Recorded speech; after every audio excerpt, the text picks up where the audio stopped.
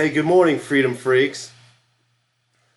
I know you're not used to Mason starting off the show, but usually, like every day, Nick does a little bit of a warm up. He starts to work out his tongue a little bit, and today I just wasn't feeling what he was doing. It was kind of weird, so I thought that I should take over. But yeah, you guys are now the Freedom Freaks, and it's interesting that in today's world, being free is something that is seen as a little bit weird because we this where we're from, we're supposed to be free all the time, but I just think that a lot of people don't see it that way. So when you're here on the show, you're here to be an individual, you're here to be different, and you're here to be free.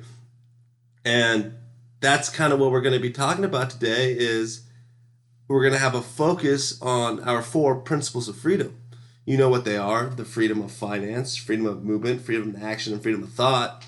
And we're gonna go and explore two people's lives that may or may not have like embodied all four of those principles.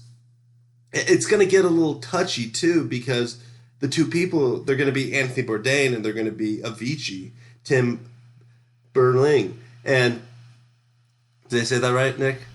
I'm not sure. I think so.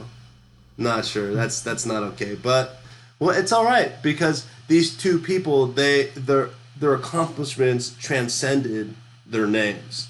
Everyone knows who we're talking about, even if we pronounce it wrong, because just the accomplishment they had were so amazing. But there's an issue here because as you guys know, both of them ended up tragically committing suicide at the ends of their lives, and it's not something that is to be proud of. It's something to wonder why. How can people that were that successful, that seemingly were crushing life that much, what pushed them over the edge? And we're not here to give you a reason for that. We're not here to, somehow validate what they did. But we're going to talk about just how free were they. Maybe there were some things that they lacked. Maybe there were some things that they really like embodied. But I think as we talk through this episode, you're going to start to realize that, maybe they weren't doing exactly what they wanted to do. Maybe they weren't living their definition of personal freedom. And, maybe we'll see where they went wrong. Yeah, and it's not even that we somewhat think something went wrong. It's more like, what were they missing in their life? They both had amazing lives, like Mason said. But were they truly free in their sense? Just because you have all the money that you can possibly want in your life doesn't mean you're free. We can just start talking about Bourdain. Bourdain, his early life was more drugs and it was more rough, but he ended up being very successful. He had a bunch of shows that he was on or that he did. He traveled a lot. He had a lot of money.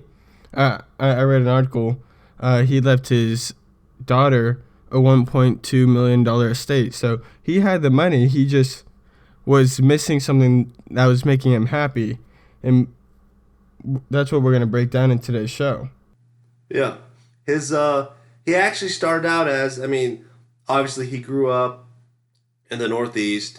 He tried college for a couple years. He ended up dropping out because he worked a cooking job while he was in college, and he realized that was his passion. So he dropped out. He ended up going to the Culinary Institute. I believe he graduated in 1978. But, and even at that point, there's one thing with being a professional cook is that you're still not, ultimately free. You're still not actually super successful just because you start out cooking. Being a cook is one of those jobs where even though you're a professional, you still are going to be on the grind. And, his big breakthrough after he had struggled with cocaine, with heroin, but his big breakthrough was his book, Kitchen Confidential: The Adventures in the Culinary Underbelly, and that became a staple for America. It became something that pretty much everyone read, that was in the cooking industry, and that's what made him go big. And from there, that's when things started to really take off. He became the head cook of multiple restaurants. Then he started his shows, and his first show was a cook's tour, and then the ones that you guys probably might know more is No Reservations and Parts Unknown. And basically, the premise of those shows were he would travel around the world trying to find new places to eat, trying to find the best foods in the most obscure conditions. And I know particularly for Parts Unknown, he would travel to places like, Cambodia, Burma, Kurdistan, and Syria. And, you guys might have heard a couple of those. Guys might not know where Kurdistan is. It's a small region in northern Iraq that can be considered its own country. It's not currently; it's still part of Iraq, but they have their own government and they're fighting for independence. But the interesting part about this, in general, this isn't political. The interesting part is that Anthony Bourdain would go to these places to pursue, this culinary exploration and try to show you how there were amazing foods to be eaten and amazing people to meet in some of the most obscure places. Exactly, and a lot of people said after his death and even before his death that his personality was just amazing. Like, he was somebody who really lived life to the fullest. He was always going on adventures. He never really got bored looking at his life, it never really looked like he was ever bored because he was always going on adventures. He was able to. That was his way of connecting with people. People liked his personality, and he was very blunt. He used offensive language at times, and some people are 50-50 on that. But he really connected to the viewers and just people he met. He was a human. He didn't feel fake when you met him. And I think one of the most important things to note is that he wasn't afraid to admit that he had struggles, that he struggled with drugs, especially back in his early years. And that's definitely why people connected with him. And it's not, when I say people connected with him, it isn't the viewers. That's not what I mean at all. He was able to connect with the people that he visited, the people that he met, the new people in his life, because they saw that he had this acceptance and wonder for the world. So he would go out there. I mean, the viewers saw it as like he was going out there and meeting new people. Which, to be honest, how many world-class chefs do you see going out there to places like Kurdistan to go and he had to wear an armored vest and had armed guards just to even go into a place like this, just to try to investigate the kind of culinary prowess that they had. But the fact that he was able to connect with them, he was able to sit down with them, talk to them, and really appreciate, the lifestyle that they had. And that's kind of the point, is that his shows were so much more than food. They were about exploring foreign cultures. And in many cases, he was enlightening the world to the fact that even in some of the most seemingly worst places, that there was a vibrant, rich lifestyle that people were enjoying. And he wanted to explore that and show the rest of the world that was a thing in some of these places. And I think that that's part of the reason why he was able to even make these connections, is that his own life experiences showed that it was possible. He grew up, as like a lower level culinary chef, and then he had massive struggles in his own life. He had massive drug addiction. He had massive failures, but he was able to overcome that and become massively successful. So that was his focus, was to go out there and show the world that even in some of these places that don't seem like they have massive success, some of these places that seem like that they might be obscure or dangerous places, that there was still that kernel of beauty, that kernel of culinary expertise to be found in some of these places. You can even see it, like, that's basically our focus on the show, practically, or one of the focuses on our show. using the skills and your life experiences to your advantage. And I feel like the hardships he grew up with, or not grew up with, that he had in his past, help him do one of those shows, help him realize that there is some light even in the darkest of places. Like, even though he wasn't perfect, and he would admit he wasn't perfect, in other areas in the world that aren't perfect, he could show some light in their culture, some good. And for him, it was food. He loved food, so he would find best restaurants out there. If you guys haven't seen his show, you should definitely go see it. I know that even after his death, Netflix promised to extend the contract so that people can go and see and learn from the experience he's had. But yeah, I mean, he's proven that even in the back corners of Thailand, there's people that are making food that could challenge even a Michelin 3-star rating.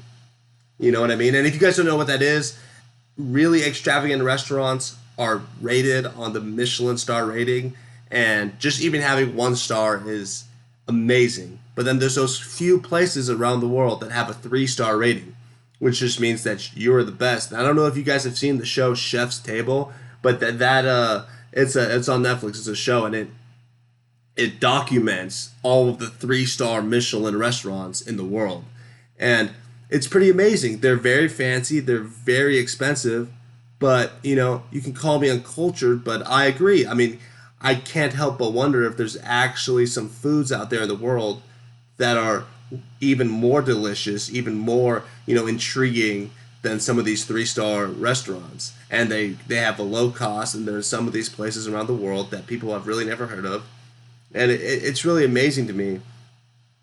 And I know that some of these fancier restaurants are about the experience, but I don't know if that's enough because, I mean, for example, one of the restaurants, it's actually the #1 restaurant in the world right now. It's in Italy, and one of their dishes is that they have this dish that is 6 tortellinis on a stick, and I'm not talking like, I don't even know how else to describe 6 tortellinis. They're literally 6 pieces of tortellini on a stick, and that is part of the meal.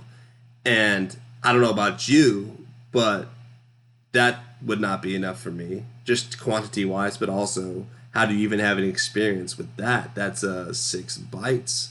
You know what I mean?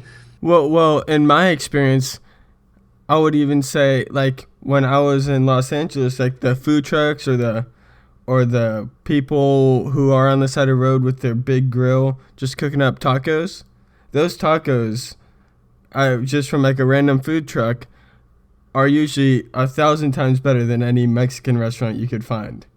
It's true. There's a lot of people that will say if you're going to go to a place like New York City, you have to go and have one of the hot dog stands hot dogs. Or another thing they're big there for is Greek food. They have these gyro trucks, and they say like you have to try that if you're going to go to New York City. And it's interesting, but it's also part of the culture. And it's not just cultural. They're amazing. The food is amazing. So there's this dichotomy between the Western world maybe, or just between classy versus unclassy foods, that people think that you have to go to a more expensive, classier place to really have some delicious food, and it's not true. And I think that is really the pinnacle of why people loved Anthony Bourdain, is because he would go out there and show you that there's amazing foods everywhere, that you can go out there and experience something new in even the darkest corners of society.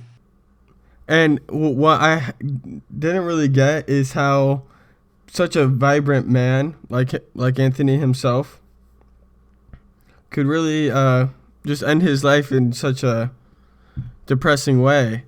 And it's just very crazy to us when we see something like that, where on this show we talk about success and how you want to do what you love to do, and we see him who was doing what he wants to do, and he has money, he loves his job.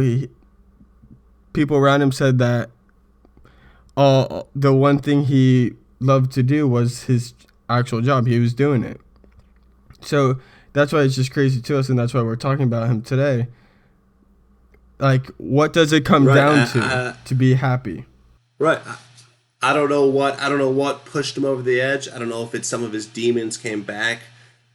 I don't know if he had a relapse in his drug problems. I don't know if he had I don't know if you guys know this, but he was married for about 20 years. He got a divorce, and he even got remarried to a MMA fighter, I believe, and he had a kid with her, and then he got divorced from her too.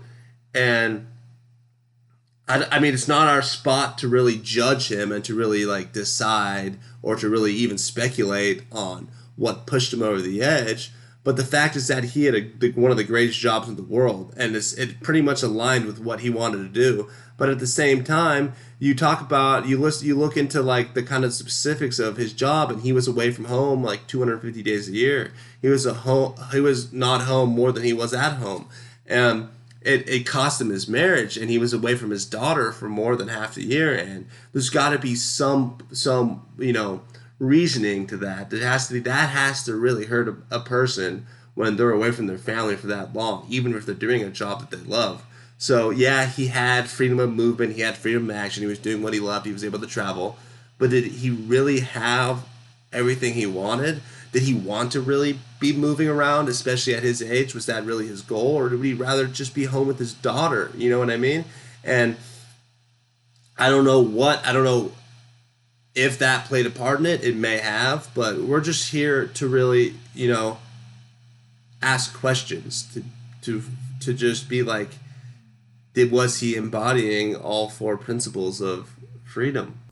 Yeah, and the moral of the story is that even a man as accomplished as Anthony Bourdain was, he was down to earth, and he just might not have been living the life he wanted. He was missing a crucial part of life that he felt he couldn't live without.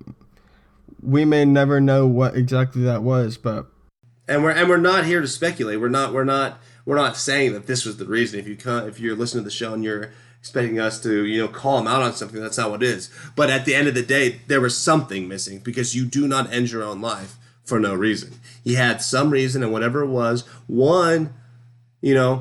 you shouldn't kill yourself no matter what, because there's always something you can do. There's always some change you can make, and that's a big part of taking action, is that if you're feeling that way, if you feel like you're depressed or that something's wrong, you need to make a change in your life, because killing yourself is never the answer.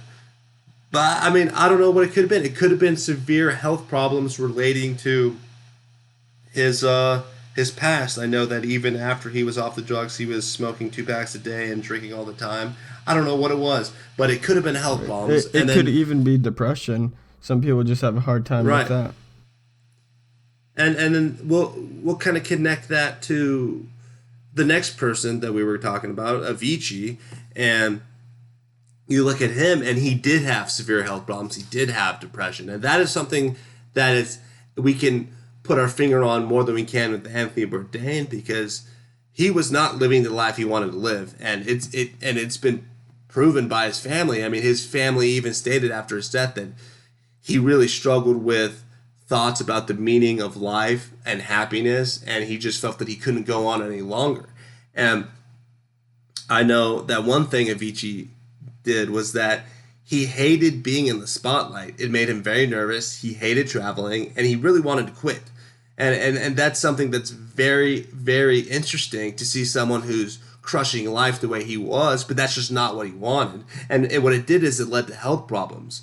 He felt like he was so trapped that every day he would drink to an extreme amount, and he ended up having his appendix and gallbladder removed at the age of 22 from acute pancreatitis.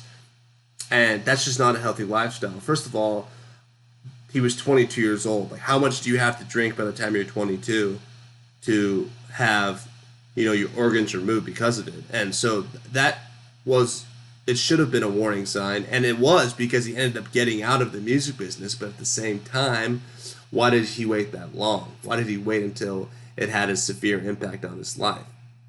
And like Mason said, he hated the whole spotlight, traveling, and all that, and he wanted to quit, and he eventually did quit.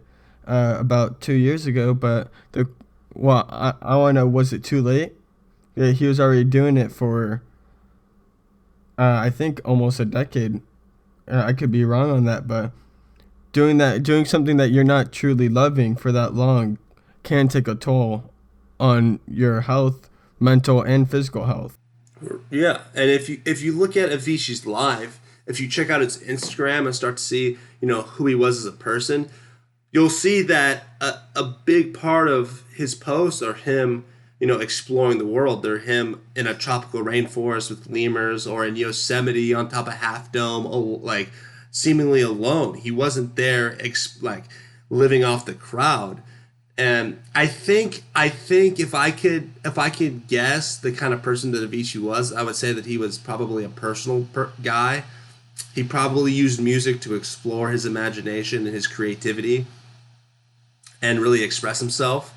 And then once he got big, that exploration, that personal imagination that he used to define himself, kind of got constricted and began to die, because he was no longer allowed to do whatever he wanted and use music to express himself. He now had to fit this pattern, or this construct of touring, which it's an aggressive lifestyle. I mean, you look at people. I mean, I know that I was looking at Martin Garrix's tour, and he would be the First for the Future, and it was like within a matter of the day, he would be traveling from Vegas to Ibiza to Canada to the Middle East, all over the place, all within a number of hours, not days. And that has to take a stress on your life. And don't get me wrong, there are some people that love that.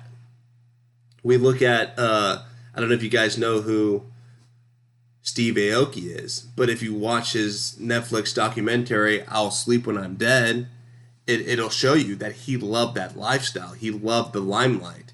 He loved to travel, and you'll see in his documentary he'll be sleeping on his jet as he travels between continents for a show, but he loved it and he ate it up, and that was just the way that he chose to live. Yeah, and he was just cut from a different cloth. Like, he's the son of Rocky Aoki. We've talked about Rocky before. I don't remember what episode. They're all just starting to blur now. But he grew up in Los Angeles, big city, just around people all the time. And that's just the lifestyle he grew up in, and that's the lifestyle he wants to keep living. And so it's not the case for everyone, and especially not for Avicii. So basically, for all of you who think you want to be famous, you want the limelight on you, I bet you'd have a hard time finding someone who truly loves it, like Steve Aoki does. I can probably guarantee a lot of people have a hard time with that. All right, no. And the Avicii he had freedom of finance, but did he have freedom of action or freedom of movement? I don't know if he did. And some of you, and that's kind of this dichotomy, is that people would think that he did, because they would say, hey, he was doing an awesome job. It was less of a job and more of just a lifestyle. He was having fun, and he was traveling all over the world. Was that what he wanted, or did he want to just travel less, be in a more homely environment where he could just relax and be around family and friends? So you have to be careful when we start talking about the four principles of freedom. You have to really the four principles of freedom. They're a process, and they're a way that you can really break down your life or break down your dreams and really figure out and measure like where you have to work harder in, and what you have to do to balance the four principles. But at the same time, they have to relate to your personal definition of freedom. They really do, because you look at Avicii and it seems like he has them all, but at the same time, some people's freedom of movement aren't to travel. They're to stay home because they have a huge family that is based in a certain location or something, and they want to just stay around that family. And so traveling the world with your job might not be your definition of freedom of movement. Maybe your idea of perfect freedom of movement is to move less. You know what I mean? Yeah, and I feel like that's something we probably could have hit on before more, that when we say freedom of movement, we mean more like having the ability to move freely, doesn't necessarily mean you have to be traveling all the time. It just means having the ability to do it, and when you do it, be something that you're working towards or being something you love to do. If it's not something you love to do, Mm-hmm. you don't need it. But it's always nice to have that ability to move when you need to. Exactly. And freedom of action's the same. You need to have you need to be pursuing a lifestyle where you are doing what you want, where the things that you do, whether it's a job or whatever it is, that you're doing what you want. But that doesn't mean that you're just doing an awesome job, but you're doing it every day, all day, and you're flying in between continents to pursue that job, because it might be a great job, but if it constricts you that much, maybe it's not what you really want. And that's the key here, is that you have to balance it with what it is that your goal is. So all of you out there who are just trying to chase money or just want to have that Bugatti in your garage, because I know I have a lot of friends that think that way. That's their goal, is to just have. I just want to have a Bugatti. I don't have a McLaren, whatever it is. Is that really what you want, or is that what you want now in your younger life, where you don't have it, so you're thinking, well, I don't have this, so I must want it. Maybe that's not the case, because you need to have a balance in your life. You need to really do some soul searching and decide what it is that you want, and you can always change it what you want. Once you start on your path, you start to make these changes depending on how your views change. And I think Avicii, he did make that change. He did quit performing, but did he do it in time? Because obviously if he really had the kind of issues that he had, he probably knew that he wanted to change it before, but he had the pressure of his managing group. He had the pressure of probably his friends and family, and it's not even that. He had the pressure of the world, who just wanted to hear him perform, and he didn't make a change soon enough, and that's partially how he ended up where he was. You know what I mean? Yeah, and both of these amazing lives that we're talking about, they both had lives of greatness practically, but they were both missing something in their life, like something that they couldn't live without. And the other thing is, they both ended up having, or they both had drug problems. And I think when people see that, you can probably say drug problems is a part of, I guess, suicide, how it could be a factor leading towards it. But I think when people say that they like it so much, it's probably true. Heroin might be good at the time, but ultimately it's gonna probably ruin your life if you keep doing it, or any drugs in that matter. If you do too much of it, or any of that, if you're resorting to that, then there's something that you should probably change in your life. You should take the action to change your life if you can catch yourself and realize that this is not where you want to go.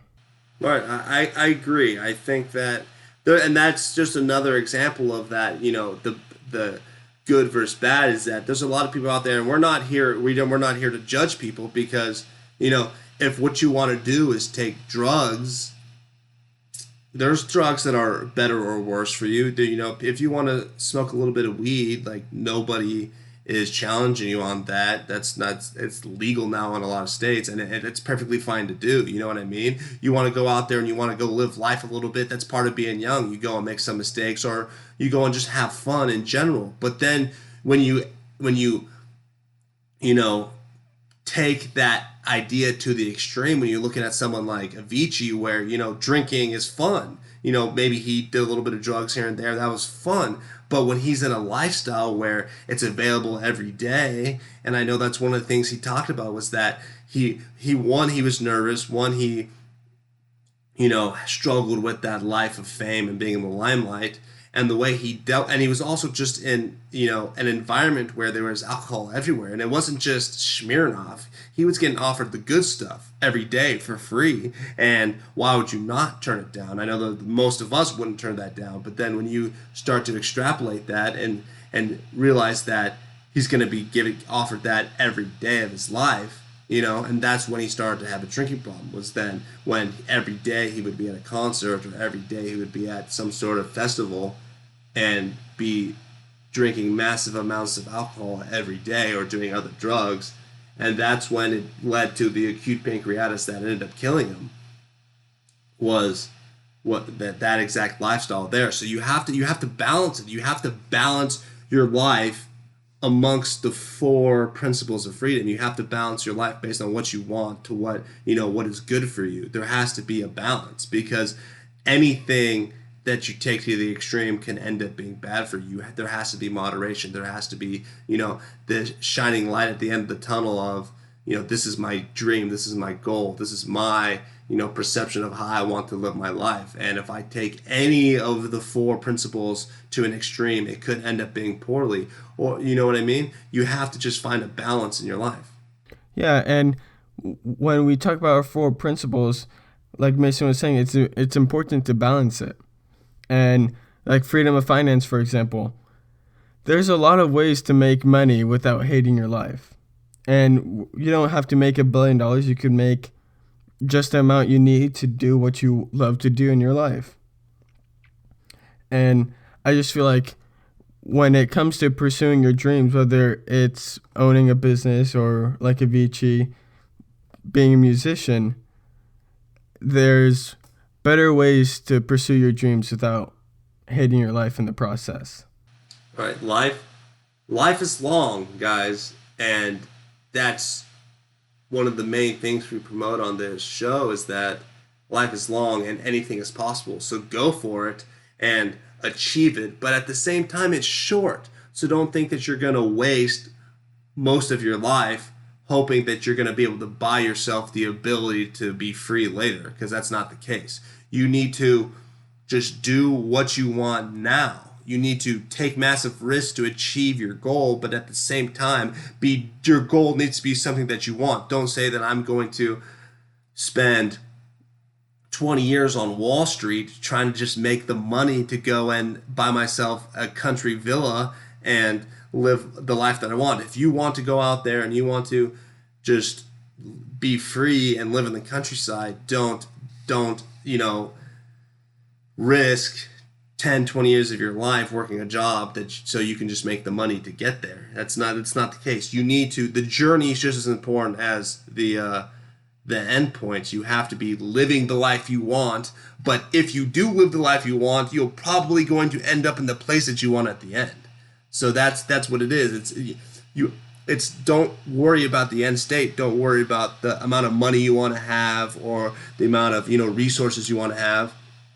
You need to just do what you want now, and if you are smart about it and you take the appropriate amount of risk and you continually take action in the right direction, you're going to end up where you want. Exactly, and it's all about balancing your life the way you want it, and using the four principles of freedom to start taking some specific action towards your goal is the best place to start for that. Right. And yeah, guys, we're going to continue every day on this show, push towards your goal, and we're going to continue to bring people's lives on this show that, can help explain the way these four principles can get you where you want to go. And, the end state is that all of our listeners, and more than just our listeners, it's everybody. It's the people that you bring on. It's the people that stumble upon this show, is that we can all end up where we want to be in the end. And in doing so, live a life that we want to live. But yeah, guys, thanks for listening. Go ahead and invite people that you think want to listen. And hit us up on Facebook. We're starting to build a community, and I think that there's a lot of great places we can go with this. But thanks for listening, and we'll talk to you next time.